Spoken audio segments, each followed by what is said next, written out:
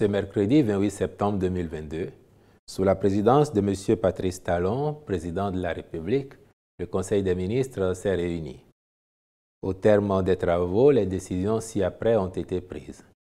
Au titre des mesures normatives, transmission à l'Assemblée nationale pour étude et vote du projet de loi modifiant et complétant la loi numéro 2001-09 du 21 juin 2002 portant exercice du droit de grève en République du Bénin, tel que modifié et complété par la loi numéro 2018-34 du 5 octobre 2018.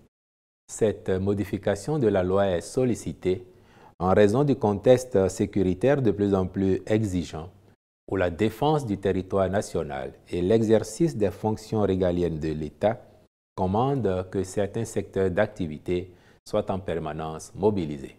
Dans cette perspective, les dispositions du présent projet de loi visent à s'appliquer au secteur des transports aériens et maritimes ainsi qu'à celui des hydrocarbures. Sous la rubrique des mesures normatives a été également adopté le décret portant approbation des statuts de l'Institut géographique national, IGN, au titre des communications. En point 1, indemnisation des personnes affectées par le projet de construction du Musée international du Vodou à Porto Novo. Le site identifié pour la réalisation de ce projet, inscrit au programme d'action du gouvernement, est constitué, entre autres, d'un terrain se trouvant en bordure du boulevard reliant le pont de la lagune de Porto Novo à la place Bayol. Le démarrage des travaux étant imminent, les formalités administratives requises ainsi que les évaluations foncières et immobilières ont été accomplies aux fins d'identifier les personnes affectées par le projet et susceptibles d'être indemnisées. Le Conseil a marqué son accord pour la mise en œuvre de la présente mesure. En point 2, réalisation des travaux de construction du nouveau palais du roi de Niki et de la reine de la Gani. Le palais royal du Sinaboko est un patrimoine culturel et touristique majeur, mais qui se trouve dans un état d'exiguïté qui contraste avec sa réputation sous-régionale. De même, la place des fêtes qui accueille une foule à l'occasion des manifestations n'est pas suffisamment spacieuse pour favoriser le déroulement convenable des manifestations, au nombre desquelles les démonstrations équestres. C'est donc pour préserver ce patrimoine et en faire un véritable pôle touristique moderne que le gouvernement avait approuvé le projet d'élaboration et de mise en œuvre d'un programme spécial de réhabilitation de la cité historique de Niki. Le dit programme comprend notamment la construction d'un nouveau palais royal sur un site de 20 hectares identifié à cet effet et destiné à devenir une halte essentielle du circuit touristique de notre pays. C'est pourquoi, à la suite de la mission d'assistance à maîtrise d'ouvrage qui avait déjà été réalisée, le Conseil a autorisé la construction du nouveau palais du roi de Niki et de la reine de la Gani. Les ministres concernés veilleront à la réalisation des travaux conformément au cahier des charges. En point 3, installation d'un système de production de passeports ordinaires biométriques à la direction de l'émigration et de l'immigration. Le dit système est doté d'une architecture moderne avec une capacité de production plus élevée, soit plus de 200 000 passeports par an contre moins de 100 000 actuellement. En plus des passeports, des modules sont configurés pour la gestion d'autres documents de voyage comme les visas, le sauf-conduit et les titres de séjour. Les autres avantages qu'offre ce système sont le renforcement de la sécurité avec l'ajout d'un outil de détection des intrusions, la possibilité d'intégrer des systèmes externes, la connexion à la PKI nationale et la personnalisation des titres. En outre, les composants électroniques seront choisis de sorte à pouvoir garantir son évolutivité. En autorisant sa mise en place, le gouvernement entend fluidifier la délivrance de ces divers documents et mettre durablement fin aux difficultés que rencontrent les citoyens en cette matière. Les ministres concernés veilleront à la bonne exécution des termes du contrat avec le partenaire retenu. En point 4, compte rendu de l'organisation des élections des membres de l'Assemblée consulaire de la Chambre des métiers de l'artisanat du Bénin, CMA Bénin. Les dites élections se sont déroulées le dimanche 24 juillet 2022 sur toute l'étendue du territoire national à l'échelle des 546 arrondissements que compte le pays. En prenant acte des résultats qui en sont issus, le Conseil a instruit le ministre des Petites et Moyennes Entreprises et de la Promotion de l'Emploi à l'effet de veiller à la mise en place des différents organes de cette Chambre, notamment le bureau consulaire et le secrétariat général. En point 5, mission d'assistance à la mise en place des lycées techniques agricoles et de l'école des métiers de l'hôtellerie, du tourisme et de la restauration.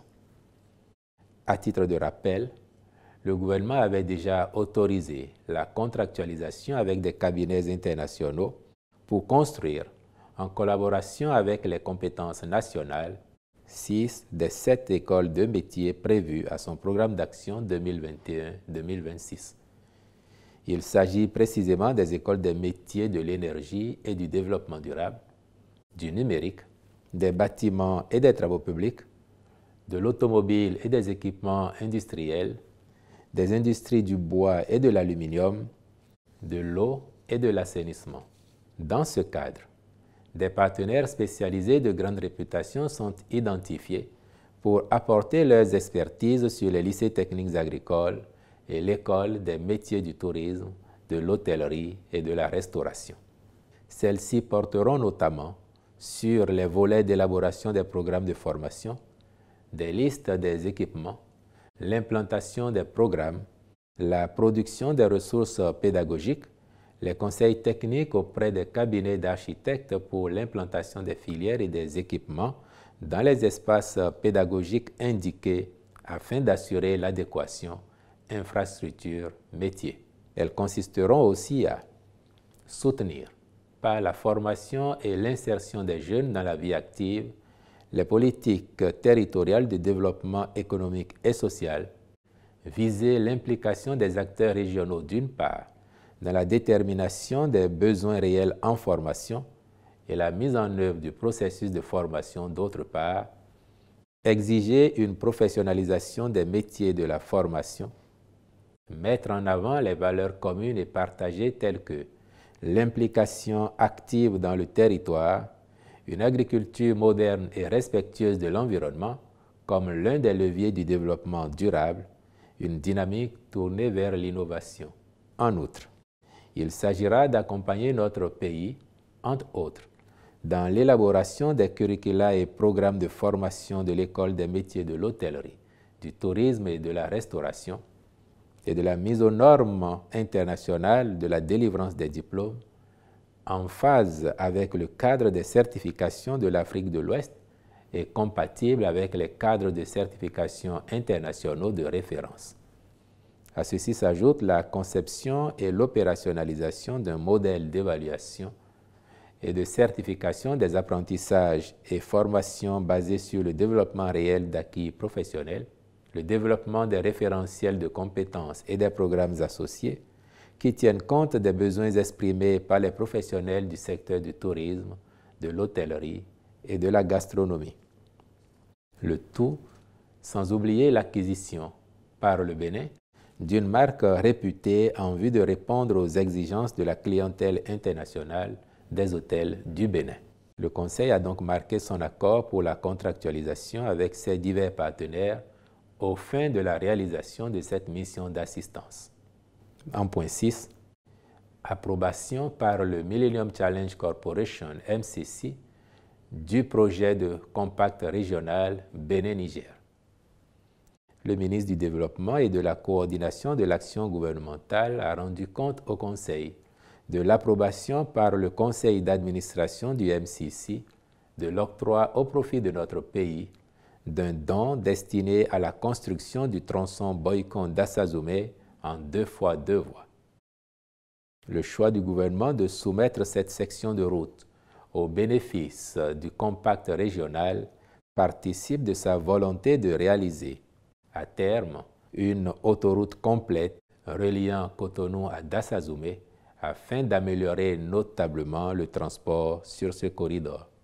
Par ailleurs, une partie du même don est destinée à soutenir les réformes visant à conforter les investissements réalisés. L'ensemble fera l'objet d'une signature de convention au cours du mois de décembre 2022. Au titre des rencontres et manifestations internationales, ont été autorisées la célébration de la 57e journée internationale de l'alphabétisation et le lancement officiel de la phase 2 du programme d'appui à la gestion décentralisée de l'alphabétisation le 29 septembre 2022, l'organisation du Congrès des soins palliatifs et de la Journée mondiale des soins palliatifs du 6 au 8 octobre 2022, puis la célébration de la 42e Journée mondiale de l'alimentation et de la 26e édition du Téléfood le 16 octobre 2022. Enfin, au titre des mesures individuelles, les nominations suivantes ont été prononcées sur proposition de la présidente de la Cour des comptes et après avis de l'organe tenant lieu de Conseil supérieur des comptes. Conseiller à la Cour, Madame Aléa Gouda Bako, Messieurs Désiré Henri Aïou, Clément Akpamagbo, Zimé Kora Gounou, Désiré Mélican, Chabi Kassim Taba, Jean-Pierre Yerima Bandé, Wilfried Ralph Narcisse Zongbogo, avocats généraux près la Cour, Messieurs Serge Armand Kodo, Zachary Maoutin Dasekbo, Menogbe Geoffroy Gbagidi, secrétaire général de la Cour, M. Biro Sessi Serge Bernardin Batonon, je vous remercie.